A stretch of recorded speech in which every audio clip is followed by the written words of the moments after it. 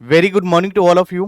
कैसे हैं बच्चे? आई होप आप लोग बहुत अच्छे होंगे और आप लोगों का पढ़ाई बढ़िया चल रहा होगा। तो जैसे कि मैं अगर बात करूं सीए फाउंडेशन बिजनेस इकोनॉमिक्स की सितंबर 2025 के लिए हम लोगों ने चैप्टर नंबर 1 ऑलरेडी मैंने करा रखा है।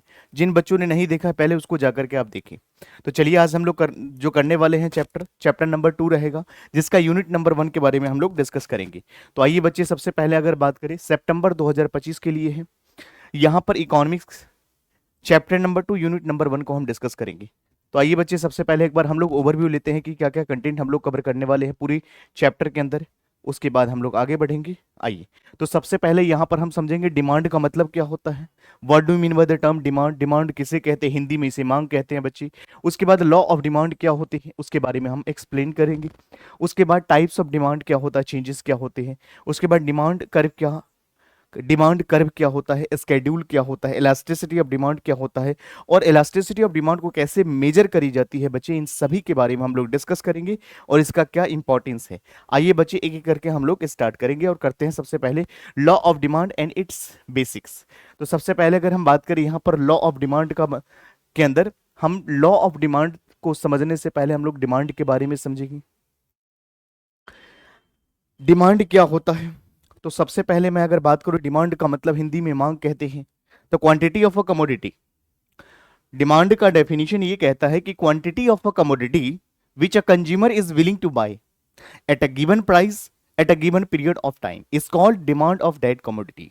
Demand is a flow concept. Demand flow concept इसलिए है क्योंकि डिमांड की स्टडी हम एक over a period of time पर करते हैं बच्ची।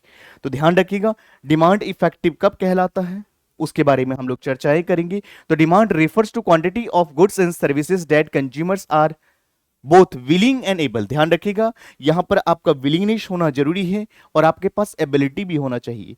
यहां पर विश इज नॉट डिमांड, किसी की जो इच्छाएं हैं उसको डिमांड नहीं कहा जाएगा। तो यहां पर डिमांड कंप्लीट होने के लिए, डिमांड इफेक्टिव होने के लिए आपके अंदर विलिंगनेस का होना जरूरी है, और यहां पर able to purchase at a different possible prices during the specific period of time. इसीलिए demand is the flow concept है बच्ची। तो ध्यान रखिएगा, डिमांड इफेक्टिव तब कहलाएगा जब एक विश के साथ, जब एक इच्छाएं के साथ, अगर हम बात करें जब एक विश के साथ, जब एक डिजायर के साथ, जब एबिलिटी टू पे, विलिंगनेस टू पे, परचेजिंग पावर। एबिलिटी टू पे का मतलब होता है परचेजिंग पावर। कोई गुड्स को परचेज करने के आपके पास क्या होना चाहिए? परचेजिंग पावर का मतलब ये होता है कि जैसे मान लीजिए, जैसे फॉर एग्जांपल आपका डिजायर है कि आपके पास एक कार होना चाहिए, आपका एक विश है। क्या आपके विश होने से क्या ये डिमांड कंप्लीट माना जाएगा? नहीं। तो डिमांड होने के लिए क्या होना चाहिए बच्चे? एक विश तो है कि मेरे पास कार तो होना चाहिए, काश मेरे पास एक कार होती, लेकिन आपके पास बजट नहीं है, या प्राइस में नेगोशिएशन लग रहा है, आपको प्राइस समझ नहीं आ रहा है या ज्यादा लग रहा है, तो क्या आप डिमांड को परचेज कर पाएंगे? डिमांड आपका कंप्लीट माना जाएगा? नहीं। तो डिमांड इफेक्टिव तब माना जाता है जब एक विश के साथ यहां पर विलिंगनेस टू पे जुड़ जाता है, एबिलिटी टू पे जुड़ जाता है, परचेजिंग पावर जुड़ जाता है बच्चे, तो हम इसको क्या कहते हैं? इफेक्टिव डिमांड कहते हैं। तो इस बात का ध्यान रखेंगे। तो इसीलिए मैंने कहा कि डिमांड एक फ्लो कॉन्सेप्ट है, क्योंकि एक पीरियड ऑफ टाइम पर हम जिन वेरिएबल का स्टडी करते हैं बच्चे, उसको हम क्या कहते हैं? हम उसको कहते हैं फ्लो कॉन्सेप्ट। तो चलिए, उसके बाद हम लोग आगे बात करेंगे बच्चे, एक बार इसको आप लोग जरूर रीड आउट करेंगे। चलिए, हम लोग डिटर्मिनेंट, कौन सा ऐसे डिटर्मिनेंट्स है, कौन सा ऐसे फैक्टर्स है जो डिमांड को प्रभावित करते हैं। तो बच्चे यहाँ पर दो तरह के फैक्टर्स हैं, एक है इंडिविजुअल और एक है यहाँ पर मार्केट।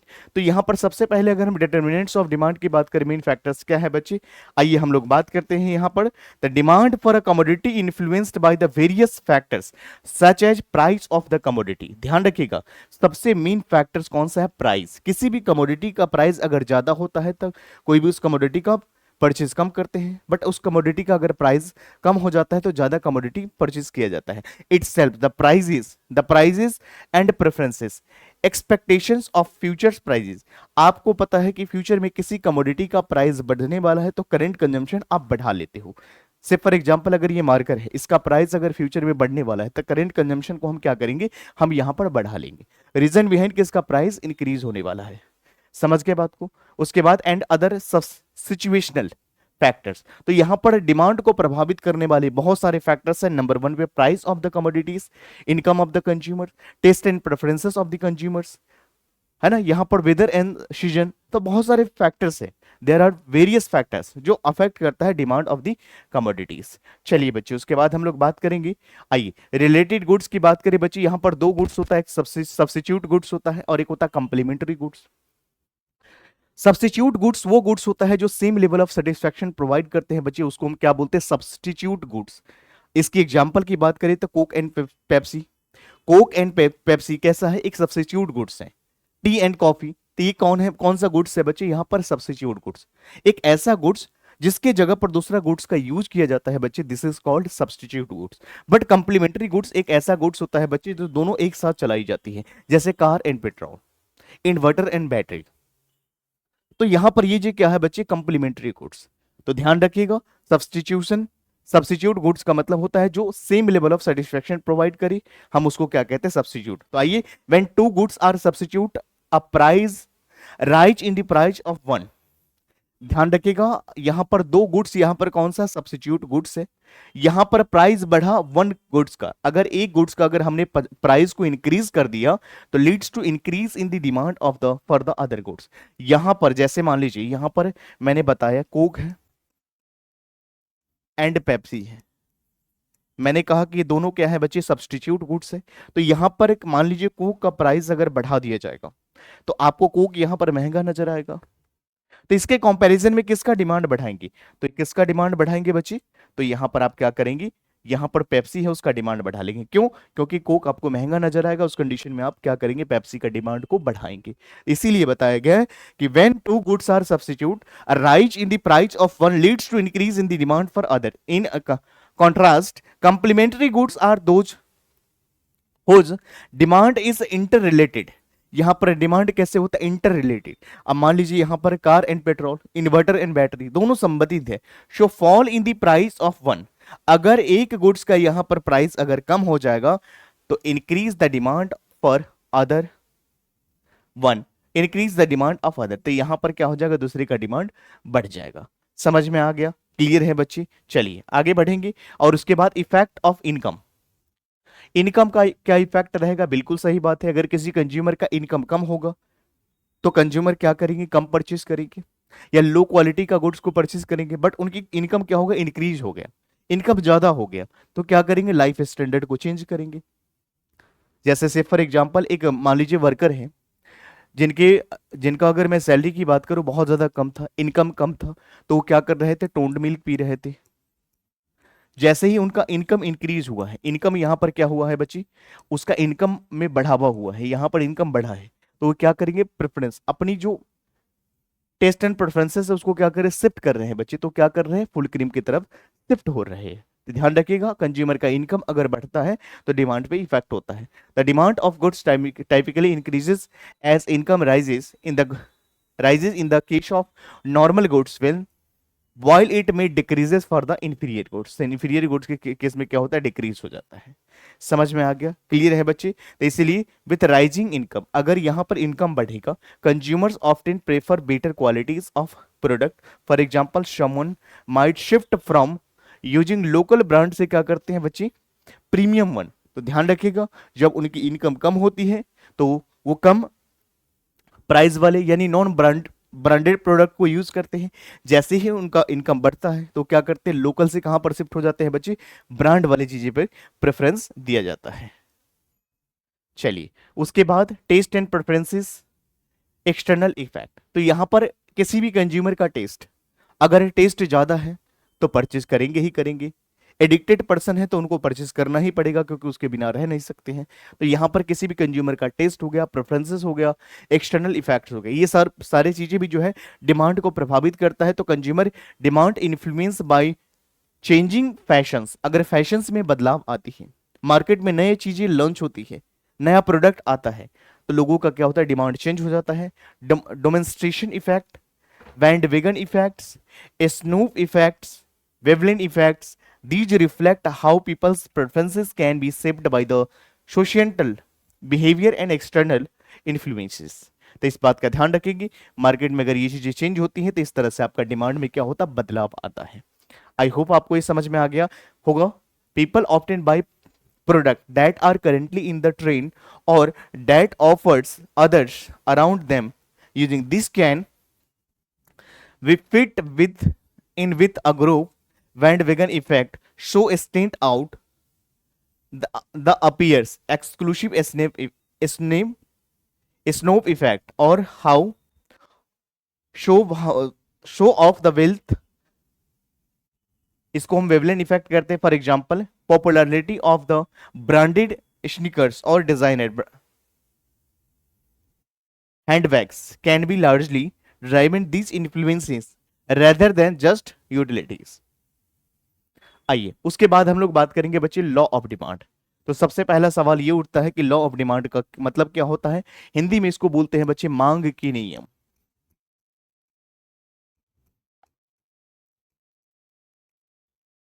मांग के नियम. तो यहां पर लॉ ऑफ डिमांड का डेफिनेशन किसने दिया था. तो एज पर ICI institute of chartered accountant of India की बात करें बच्ची, अकॉर्डिंग टू ऑल्फ्रेड मार्शल. तो लॉ ऑफ डिमांड का डेफिनेशन किसने दिया था बच्ची, तो मार्शल ने दिए थे.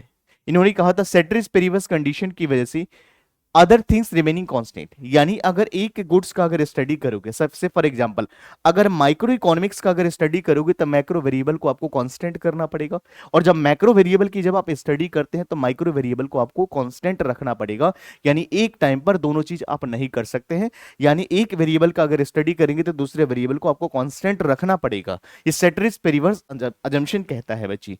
इसलिए when the price of a commodity falls, अगर किसी कमोडिटी का प्राइस फॉल करेगा, गिरावट आएगा, तो यहां पर क्या हो जाएगा, इट्स क्वांटिटी डिमांडेड इंक्रीजेस. बिल्कुल सही बात है. यहां पर प्राइस अगर कम होगा तो क्वांटिटी डिमांडेड बढ़ेगा. When the price rises the quantity demanded decrease, hence there is a inverse.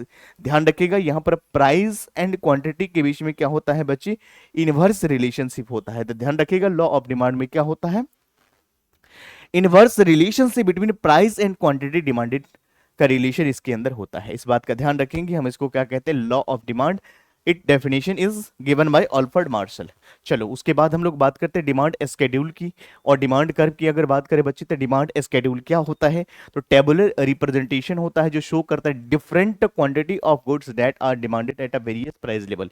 तो डिमांड स्केड्यूल एक ऐसा स्केड्यूल होता है जहां पर यह बताया जाता है कि जब 5 रुपया प्राइस था तो कमोडिटी कितना कंज्यूम कर रहा था, जब प्राइस में गिरावट आया तो कितना कमोडिटी कंज्यूम कर रहा है, प्राइस और गिरा तो कितना कमोडिटी कंज्यूम किया जा रहा है, कितना डिमांड किया जा रहा है. हम इसको डिमांड स्केड्यूल कहते हैं. डिमांड के टेबल होते हैं बच्चे जहां पर एक तरफ क्या लिखा होता है, प्राइजेस लिखा होता है कि इस प्राइस पे इतना कमोडिटी डिमांड करा गया, इस प्राइस पे इतना डिमांड किया गया, इस प्राइस पे इतना डिमांड किया गया. तो इस तरह से एक यहां पर क्या होता है बच्चे, tabular representation showing different quantities. Different quantities होता है कि किस प्राइस पर कितना डिमांड था, कितना क्वांटिटी डिमांड किया गया. डिमांड कर्व का मतलब क्या होता है, the graphical representation of demand schedule typically downward sloping. ध्यान रखिएगा डिमांड कर्व का स्लोप कैसा होता है, डाउनवर्ड होता है. यहां पर कैसा होगा, ऊपर से नीचे की ओर आएगा. इस बात का ध्यान रखेंगे. क्लियर है बच्चे. चलिए आगे बढ़ेंगे. उसके बाद हम लोग बात करते हैं मार्केट डिमांड क्या होता है. मार्केट डिमांड वो डिमांड होता है, देखिए एक इंडिविजुअल डिमांड होता है और एक होता है मार्केट डिमांड. इंडिविजुअल डिमांड का मतलब क्या होता है, मिस्टर एक्स ने डिमांड करा, उसका इंडिविजुअल डिमांड है.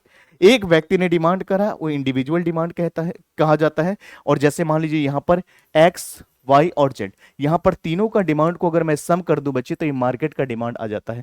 तो market demand is the sum total of all the individual demand of the commodity is called market demand. तो market demand refers to the total quantity of goods और services that all consumers in the market are willing and able to purchase at a different price level during a given period. This is called market demand.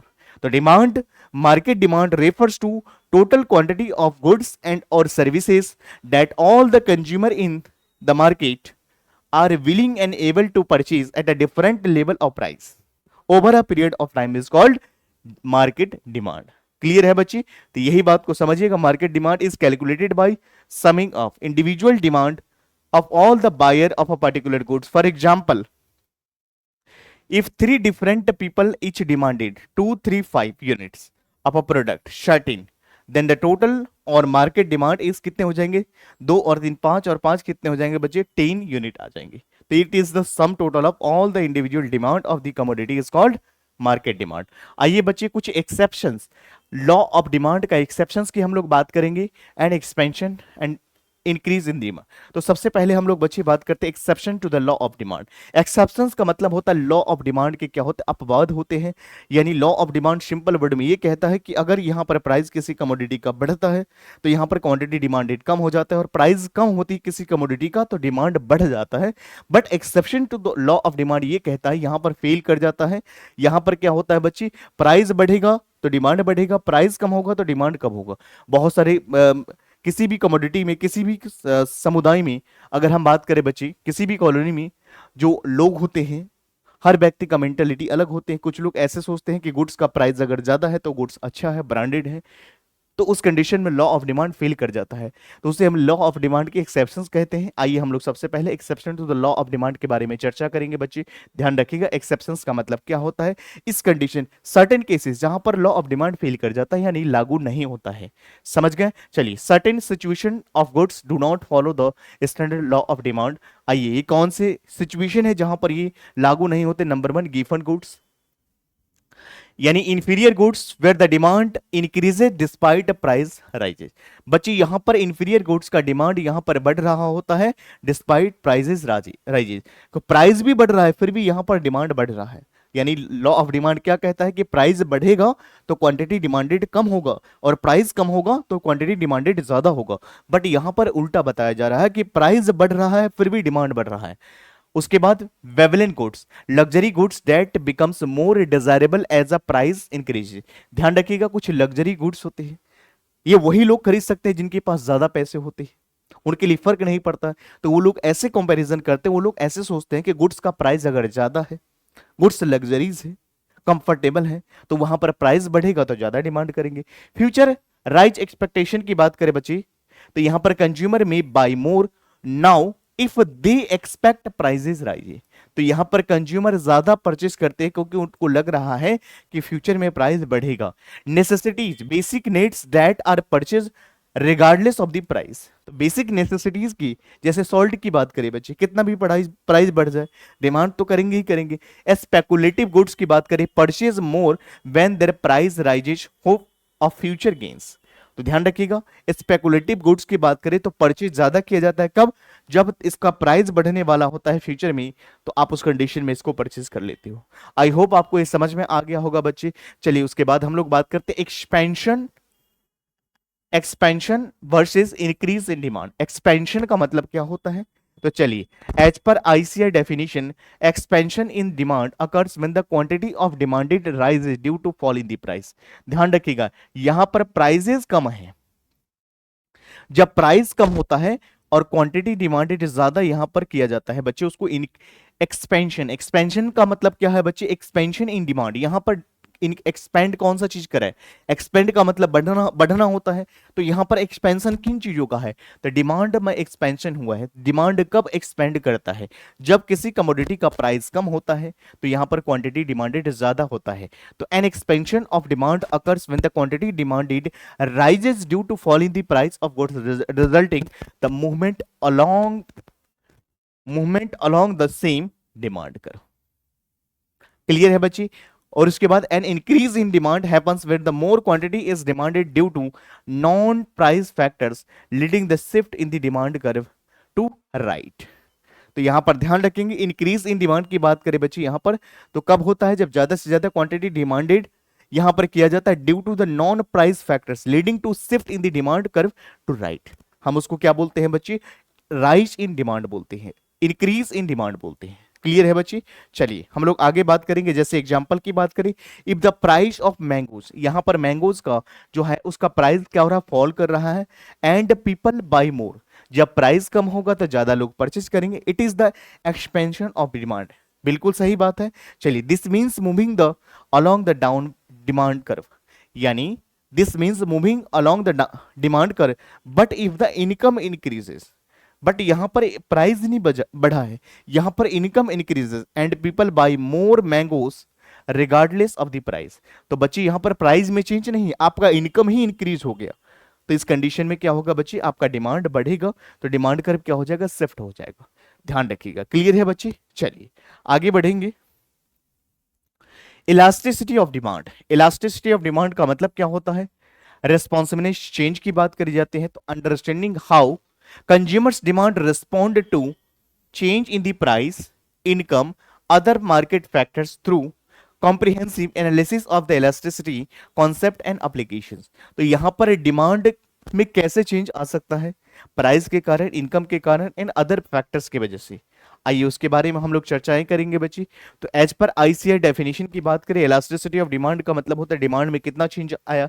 तो elasticity of demand refers to the degree of responsiveness of the quantity demanded of the goods or services change in one of the variables on which demand depends, such as price. यहां पर demand किस factors पे depend कर रहा है, price के ऊपर, income के ऊपर, प्राइस ऑफ रिलेटेड गुड्स के ऊपर। तो बच्चे हम उसको क्या कहते हैं, इलास्टिसिटी ऑफ डिमांड कहते हैं। क्लियर है बच्चे। तो elasticity of demand refers to degree of responsibleness change of the quantity demanded और services in one variable on demand depends on other. Demand किसी और फैक्टर्स के ऊपर डिपेंड करते हैं। कौन से फैक्टर्स, इन प्राइस के ऊपर, इनकम के ऊपर और अदर फैक्टर्स के ऊपर। तो इसीलिए elasticity shows how much the quantity demanded of a product changes when the price, there is a change in the price, income or related factors. For example, if the price of headphones falls, people buy a lot more, the demand is considered elastic. The demand यहाँ पर क्या माना जाएगा, elastic. It helps understanding how sensitive consumers are to such changes. आइए उसके बाद हम लोग बात करते हैं टाइप्स ऑफ इलास्टिसिटी। इलास्टिसिटी की क्या टाइप्स है, तो यहां पर price elasticity of demand, income elasticity of demand and cross elasticity of demand. आइए बच्चे उसके बाद हम बात करेंगे advertisement elasticity of demand, elasticity of substitution. इसके बारे में हम बात करेंगे। Elasticity is not limited price, it can be measured with the respect to change in the income, price, related goods, advertising, ability to substitute between the product, even each types gives insight to consumers, demand behaves under different influence। आइए हम लोग बात करते हैं यहाँ पर बच्चे। तो सबसे पहले हम लोग बात करेंगे प्राइस इलास्टिसिटी ऑफ डिमांड। किसी भी कमोडिटी का डिमांड में चेंज आता है, किसके वजह से, डिमांड के वजह से, प्राइस के वजह से। तो यहां पर किसी भी कमोडिटी का डिमांड में चेंज इसलिए आता है क्योंकि प्राइस में चेंज आया, हम उसको कहते हैं price elasticity of demand. The price elasticity of demand refers to the price elasticity of demand is the ratio of the percentage change in quantity demanded to the percentage change in the price of goods। यानी इसका formula की बात कर दे तो percentage change in quantity demanded divided by percentage change in price. तो price की वजह से अगर डिमांड में चेंज आता है तो प्राइस इलास्टिसिटी ऑफ डिमांड। उसके बाद अगर कभी भी प्राइस इलास्टिसिटी ऑफ डिमांड की अगर बात करें बच्चे यहाँ पर, तो इलास्टिसिटी ऑफ प्राइस इलास्टिसिटी जब जीरो होता है तो उस कंडीशन में क्या होता है, परफेक्टली इनइलास्टिक डिमांड होता है। यूनिटरी इलास्टिक डिमांड की अगर हम बात करें तो यहां पर इलास्टिसिटी का वैल्यू जब 1 होगा तो आपका क्या होगा, यूनिटरी इलास्टिसिटी ऑफ डिमांड। और उसके बाद perfectly elastic demand, perfectly elasticity of demand का मतलब क्या होता है, जहां पर क्या होता है, इसका वैल्यू इन्फिनिटी होगा। तो यहां पर उसके बाद बात करें तो यहां पर ईपी का वैल्यू 0 कब होता है, quantity of demanded does not change in price. उसके बाद यहां पर ईपी का वैल्यू 1 कब होता है, quantity of demanded change exactly proportion into the price. तो इस कंडीशन में उसके बाद रिलेटिवली इनइलास्टिक डिमांड की अगर बात करें बच्चे तो ईपी का वैल्यू क्या होता है, लेस देन 1। और उसके बाद रिलेटिवली इलास्टिक डिमांड की बात करें जहां पर ईपी का वैल्यू क्या होता है, ग्रेटर देन 1 होता है। तो ध्यान रखना है इस पॉइंट्स को। और उसके बाद measurement the percentage proportional method की बात करें बच्चे तो आईसीआई का फॉर्मूला कहता है percentage change in the quantity upon percentage change in the price. तो यहां पर डेल्टा क्यू अपन delta P into P upon Q, ये फॉर्मूला है, इसको आप यूज करके आप आराम से निकाल सकते हो क्वेश्चंस का आंसर।